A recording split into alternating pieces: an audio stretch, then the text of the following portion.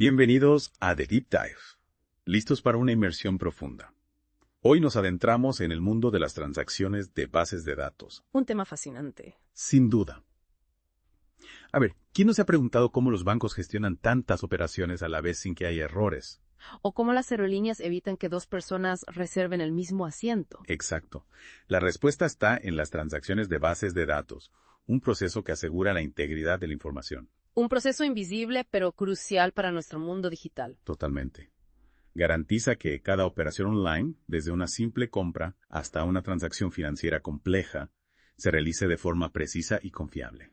Podemos decir que son la columna vertebral de nuestro mundo digital. Exacto, como un ejército de hormigas trabajando sin descanso para que todo funcione a la perfección.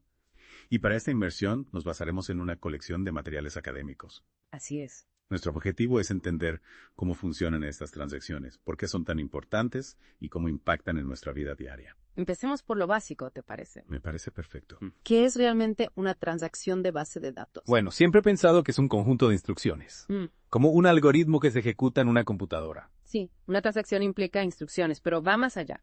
Es una unidad lógica de trabajo que posee propiedades específicas para garantizar la integridad de los datos. Propiedades específicas. Imagina una transferencia bancaria online.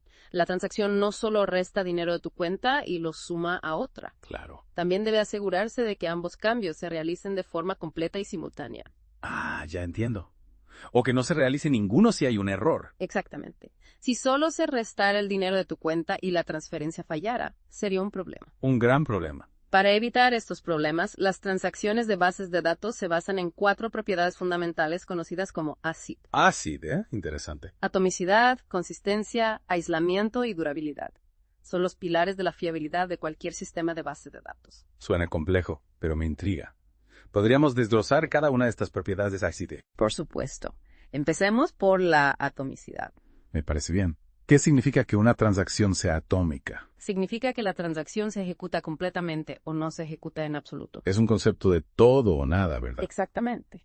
Usando la analogía de la transferencia bancaria, o el dinero se transfiere por completo, o tu cuenta permanece intacta. No hay estados intermedios. Entiendo. Es como una operación quirúrgica. O se realiza con éxito en su totalidad, o no se toca al paciente. Una excelente analogía. La atomicidad previene resultados inesperados y asegura que la base de datos se mantenga en un estado consistente, incluso si ocurre un error durante la transacción. Perfecto. Ahora, hablemos de la consistencia. ¿Cómo esta propiedad contribuye a la integridad de los datos? La consistencia garantiza que la transacción mantenga la base de datos en un estado válido. Válido. Que cumpla con las reglas predefinidas. Piensa en un sistema de reserva de vuelos. La consistencia asegura que no se asignen 2 pasajeros al mismo asiento en un mismo vuelo. Claro, eso sería un caos total. Exactamente. La consistencia evita contradicciones e inconsistencias en la información. Ya veo. Entonces, la atomicidad se ocupa de que la transacción se complete por completo o no se realice, y la consistencia de que el resultado final sea válido y lógico. Precisamente. Genial.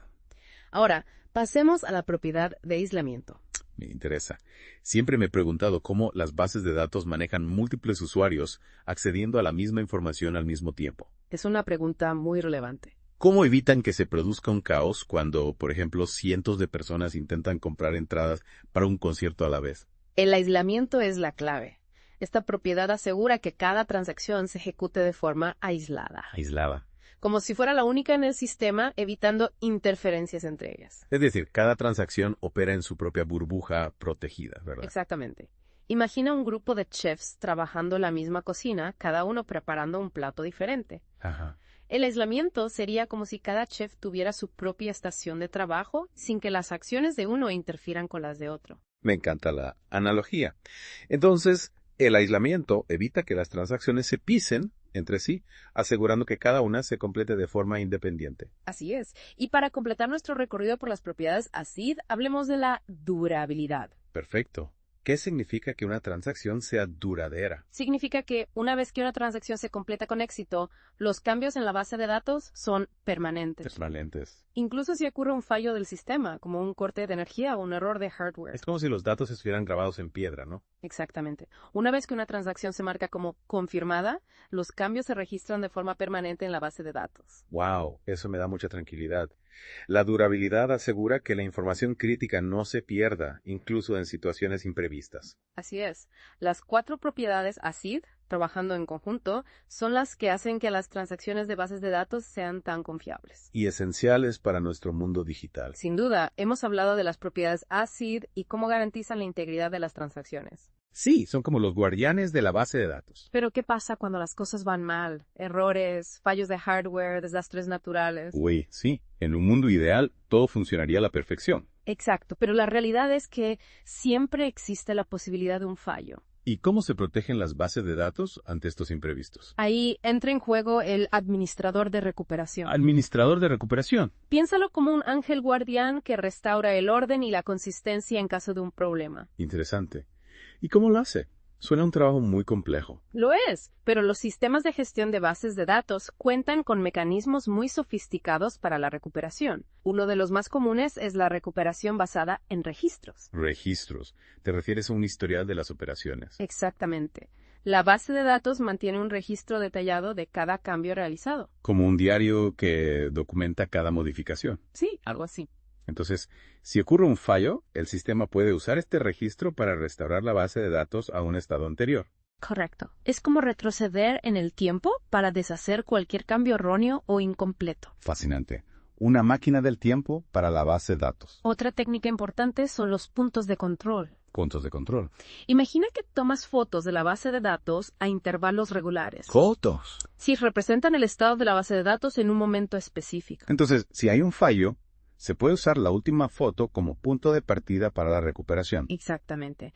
En lugar de revisar todo el registro de transacciones, se usa el punto de control más reciente para acelerar el proceso de restauración. Ya veo. La recuperación basada en registros proporciona un historial detallado y los puntos de control ofrecen instantáneas del estado de la base de datos. Ambos métodos trabajan en conjunto para asegurar una recuperación eficiente y confiable. Impresionante. Ahora entiendo por qué las bases de datos son tan robustas. Pero hablemos de un escenario que siempre me ha intrigado. La concurrencia. ¿Cómo manejan las bases de datos múltiples usuarios que acceden y modifican la misma información al mismo tiempo? Es un desafío, sin duda, pero crucial en el mundo actual. Para gestionar la concurrencia se utiliza una técnica llamada serialización. La serialización garantiza que las transacciones concurrentes, es decir, las que ocurren al mismo tiempo, produzcan el mismo resultado que si se ejecutaran una tras otra. Entonces, la serialización evita que las transacciones se tropiecen entre sí y generen resultados inesperados. Exacto. ¿Y cómo se logra esto en la práctica? Hay dos enfoques principales: la serialización por conflictos y la serialización por visión. ¿Podrías explicarnos un poco más sobre cada uno? La serialización por conflictos se centra en prevenir conflictos entre transacciones. Conflictos. Imagina un grupo de personas editando un documento compartido al mismo tiempo. Si no hay un mecanismo de control, los cambios podrían solaparse. Es un desastre. Exactamente. La serialización por conflictos actúa como un control de versiones, asegurando que las transacciones no interfieran entre sí. Previene que se pisen entre sí. Correcto. La serialización por visión, en cambio, es más flexible. Permite que las transacciones concurrentes vean diferentes versiones de los datos. Diferentes versiones. Siempre y cuando el resultado final sea equivalente a ejecutarlas en serie. Suena complejo. ¿Algún ejemplo? Imagina dos personas comprando entradas para un concierto. Ambas pueden ver la disponibilidad de asientos, pero la serialización por visión se asegura de que solo una de ellas pueda reservar el mismo asiento. Ya veo. La serialización por visión permite un mayor grado de concurrencia sin sacrificar la consistencia del resultado final. Exacto. La elección entre ambos enfoques depende de las necesidades de la aplicación. Entiendo. Ahora bien, mencionaste que la serialización se encarga de ordenar las transacciones. ¿Cómo se implementa este orden? ¿Hay algún mecanismo que controle el acceso a los datos? Sí, los mecanismos de bloqueo son esenciales para la serialización. Bloqueos. Actúan como semáforos que controlan el acceso a los datos. Interesante analogía. Hay diferentes tipos de bloqueos. Los bloqueos compartidos permiten que varias transacciones lean los datos al mismo tiempo, pero no que los modifiquen. Como varios coches detenidos en un semáforo en rojo. Todos pueden ver, pero ninguno avanzar. Muy bien. Por otro lado, los bloqueos exclusivos otorgan acceso a una sola transacción. Como tener la luz verde. Solo un coche puede pasar. Precisamente. También existen los bloqueos de actualización, que son más flexibles. Más flexibles. Permiten que una transacción lea los datos inicialmente y luego, si necesita modificarlos, adquiere un bloqueo exclusivo. Como un coche que se acerca a una intersección con la intención de girar. Exacto. Los bloqueos de actualización optimizan la concurrencia. permitiendo que las transacciones compartan el acceso a los datos cuando solo necesitan leerlos. Fascinante. Los bloqueos son una herramienta fundamental para gestionar la concurrencia. Pero imagino que también pueden generar desafíos. Sí, uno de los problemas más comunes son los interbloqueos o deadlocks. Deadlocks. Suena preocupante. Un deadlock ocurre cuando dos o más transacciones se bloquean entre sí, creando una situación en la que ninguna puede continuar. Como un atasco de tráfico donde nadie puede avanzar. Exactamente. Cada transacción espera a que la otra libere un recurso, creando un círculo vicioso. Entiendo. Los deadlocks pueden paralizar el sistema. ¿Cómo se pueden prevenir o resolver? Hay dos estrategias: la prevención y la detección y recuperación. La prevención de deadlocks establece reglas estrictas sobre cómo las transacciones adquieren bloqueos, evitando así los interbloqueos. Como un sistema de tráfico inteligente que previene los atascos. Buena analogía. La detección y recuperación, en cambio, se basa en identificar los deadlocks cuando ocurren y tomar medidas para resolverlos. Como un equipo de control de tráfico que redirige el tráfico para que fluya. Correcto. La elección entre ambas estrategias depende del sistema y de las necesidades de la aplicación. Ya veo. Los deadlocks son un problema potencial, pero afortunadamente existen estrategias para prevenirlos o resolverlos. Ahora, me gustaría profundizar un poco más en los niveles de aislamiento. Mencionaste que hay diferentes niveles de protección contra los problemas de concurrencia. Sí, los niveles de aislamiento son como diferentes niveles de seguridad. Imagina que organices una fiesta en tu casa. Ajá. Puedes dejar la puerta abierta o tener un control estricto de acceso con lista de invitados. Entiendo. Los niveles de aislamiento determinan cuán aisladas están las transacciones entre sí. Exactamente. El nivel más básico es lectura no confirmada. Una transacción puede leer datos que aún no han sido confirmados. Y eso no es arriesgado. ¿Qué pasa si esos datos luego son revertidos? Existe el riesgo de lectura sucia. Es como leer un artículo que aún está siendo editado. Podrías leer información que luego es corregida. Entiendo. Lectura no confirmada ofrece el mayor rendimiento, pero a costa de un mayor riesgo. Correcto. El siguiente nivel es lectura confirmada, que previene las lecturas sucias. ¿Cómo lo hace? Asegura que solo se lean datos que ya han sido confirmados. Sería como leer la versión final del artículo una vez que el editor ha terminado. Eso suena mucho más confiable. ¿Pero hay algún otro problema de concurrencia que este nivel no puede evitar? ¿Sí? Lectura confirmada aún permite las lecturas no repetibles y las lecturas fantasma. Lecturas no repetibles. Lecturas fantasma suena un poco a película de terror. Una lectura no repetible ocurre cuando una transacción lee el mismo dato dos veces y obtiene resultados diferentes. ¿Por qué? Porque otra transacción modificó el dato entre las dos lecturas. Sería como leer el mismo artículo dos veces y que algunos párrafos hayan cambiado. Ya veo. ¿Y las lecturas fantasma qué son? Ocurren cuando una transacción realiza una consulta dos veces y obtiene resultados diferentes porque se insertaron o eliminaron filas entre las dos consultas. Oh, entiendo. Como buscar vuelos y que aparezcan nuevos al actualizar la página. Exactamente. Lectura confirmada ofrece mayor seguridad, pero todavía existen riesgos. Hay un nivel que puede evitar estos problemas. Sí, lectura repetible evita las lecturas no repetibles. ¿Cómo? Garantiza que una transacción siempre vea la misma versión de un dato. Es como tener una copia congelada del artículo. Suena más consistente. ¿Y las lecturas fantasma? Lectura repetible no las previene. Para eso necesitamos el nivel serializable. Serializado suena serio. Es el nivel más estricto. Las transacciones se ejecutan de forma completamente aislada, como si fueran una tras otra. Máxima seguridad, ¿no? Sí, pero puede afectar el rendimiento. Sí, entiendo. Es un equilibrio entre seguridad y rendimiento. Correcto. Y para terminar, debemos hablar de dos comandos SQL: committee y rollback. Sí.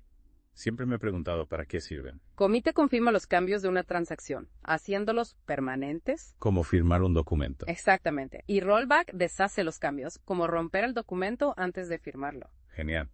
Commit y rollback dan control total sobre las transacciones. Así es. Son piezas clave para asegurar que la información se maneje con precisión. Increíble.